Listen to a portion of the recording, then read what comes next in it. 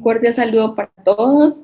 En esta ocasión vamos a hablar de nuestro trabajo PRON 2, la escasez de bancos de sangre como un efecto indirecto de COVID-19, una mirada desde la obstetricia. Este es un trabajo realizado en equipo con el Centro de Investigaciones Clínicas de la Fundación Valle del Lili y el Banco de Sangre, el Servicio de Gestión Transfusional de la Fundación Valle del Lili. Los autores son el doctor Álvaro Nieto, la doctora María Camila López, la doctora Lina Vergara, del Centro de Investigación Clínica, y la doctora Carmen Samacía, quien les habla, Marcela Quintero, del Banco de Sangre y Servicio de Gestión Transfusional. Bueno, para hacer la introducción entonces a nuestro trabajo, sabemos que la política de aislamiento social obligatorio, que fue ampliamente utilizada durante la pandemia de COVID-19, puede afectar la frecuencia de la donación de sangre y la calidad en la atención de la hemorragia posparto por la escasez de bancos de sangre.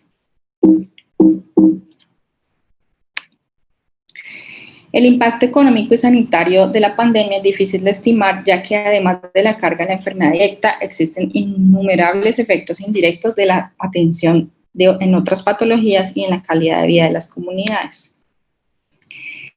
Ya relacionándonos con la causa de muerte materna, sabemos que una de las principales causas de la muerte materna es la hemorragia posparto, y el 95% de estas muertes son prevenibles. Entonces, es fundamental para la salud materna asegurar la captación de donantes de sangre, puesto que en patologías como el acretismo placentario, la disponibilidad de grandes cantidades de componentes sanguíneos juega un papel importante para el manejo y la sobrevida obstétrica. Entonces, ¿cuál fue el objetivo de nuestro estudio? Fue describir el impacto de esta pandemia en la frecuencia de la donación sanguínea en un hospital latinoamericano y también relacionar la frecuencia de la donación sanguínea con la hemorragia obstétrica grave. ¿Cómo hicimos nuestro estudio? Es un estudio retrospectivo y descriptivo en un hospital de alta complejidad en Cali, Colombia, durante 29 meses, incluyendo el inicio de la pandemia COVID-19, es decir, hasta mayo de este año. Observamos la frecuencia de transfusión de hemocomponentes, así como el uso de los servicios de emergencia obstétrica y estrategias aplicadas por el Banco de Sangre para enfrentar la pandemia. Dentro de las estrategias que nosotros usamos para aumentar la captación de donantes de sangre y suplir las necesidades transfusionales, tenemos la modificación de las condiciones del espacio físico utilizado para la donación sanguínea en nuestro punto fijo de captación y en las unidades móviles, aumentando el espacio entre donantes, conservando los 2 metros de distancia. También publicamos e hicimos difusión al público en general de los protocolos de seguridad en las salas de donación, que incluían la adherencia al lavado de manos y el uso de tapabocas. Se realizó también una campaña publicitaria sobre donación de sangre al interior de la institución dirigida a los colaboradores. Se realizó una campaña publicitaria sobre donación de sangre en las redes sociales y en los medios de comunicación regional dirigida a la población en general. Se hizo un cambio en la dinámica de recolección de las donaciones por las 2 unidades móviles que antes de la pandemia se desplazaban a ubicaciones donde se esperaba un gran volumen de donantes, por ejemplo, universidades, colegios, empresas, entre otras. Y desde el momento de la pandemia empezamos a movilizarnos hacia donde cualquier individuo tuviera interés de donar, es decir, recolección puerta a puerta o lo que denominamos donación domiciliaria. También hicimos el lanzamiento del programa de emergencia de BCBS por el Banco de Sangre.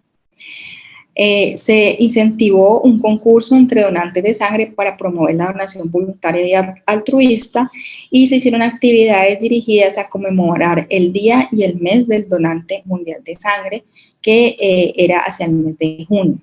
También buscamos un abastecimiento de unidades de glóbulos rojos en otras instituciones, realizando cambios, préstamos o solicitudes de acuerdo a los requerimientos transfusionales. Entonces, ¿cuáles fueron nuestros resultados? En esta gráfica les estoy mostrando la frecuencia de donación que se evaluó desde el año 2018. En las líneas de arriba punteadas tenemos en verde lo que corresponde a lo captado en el 2018 por el punto fijo, por la unidad móvil, perdón,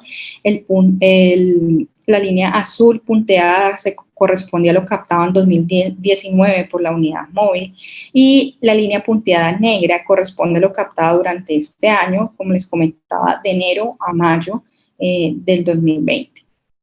Entonces nosotros más o menos captábamos en algunos meses, como abril y octubre, captábamos alrededor de 1000 unidades o 1100 unidades.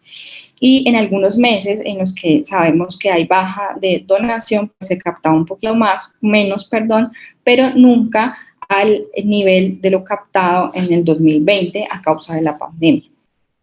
En la línea de abajo, en las líneas de abajo continuas, podemos observar lo captado en el punto fijo de la institución. Lo que observamos aquí es que hacia el mes de abril hubo una baja en la captación nunca antes visto, y esto relacionado con la política de aislamiento preventivo obligatorio. En la institución, muchos de los pacientes que tenían cirugías selectivas pues fueron cancelados y solo se restringió el acceso a las urgencias vitales o a la hospitalización en UCI. Sin embargo, las donaciones pues disminuyeron agresivamente desde marzo, pero con una caída muy brusca en abril, y algunas de las estrategias que les comenté nos ayudaron a aumentar un poco la donación hacia el mes de mayo. En cuanto a las transfusiones, entonces también tenemos en verde las transfusiones que corresponden a 2018, en azul a 2019 y en negro las de este año 2020. Así como las donaciones cayeron en el mes de abril, pues las transfusiones también disminuyeron. Sin embargo, hacia el mes de mayo volvieron a tener un realce que se mantuvo, y podemos observar que las transfusiones solamente disminuyeron en el mes de abril. En cuanto al uso de los servicios de obstetricia, entonces les estoy mostrando en la línea verde el número de consultas urgentes en obstetricia, que oscilaban alrededor de 400 a 500. En el mes de abril también disminuyeron, pero se mantienen más o menos en 350. El número de nacimientos está representado en la línea azul, que también se mantuvo constante durante todo este año 2020. Y los casos de hemorragia postparto, aunque fueron menor, oscilaban alrededor de 23 pacientes atendidas mensualmente. Es decir, que aunque hubo menos donaciones y menos transfusiones, seguimos atendiendo pacientes con hemorragia postparto con requerimiento transfusional. Entonces, como grandes conclusiones, tenemos que la pandemia provocó una escasez de hemocomponentes evidente, y aunque nosotros pudimos resaltar estrategias para fomentar una actitud altruista hacia la donación, pues no tuvieron un impacto significativo, y es necesario entonces el apoyo de gobiernos e instituciones que apliquen otras estrategias para motivar la donación de hemocomponentes, las cuales deben ser voluntarias y altruistas. Podemos observar también como conclusión que las patologías obstétricas causantes de la hemorragia postparto continuaron ocurriendo a pesar de la pandemia, y la calidad de su atención pudo verse afectada por la situación actual de los bancos de sangre. Aquí les comparto alguna de nuestra bibliografía consultada. Muchísimas gracias.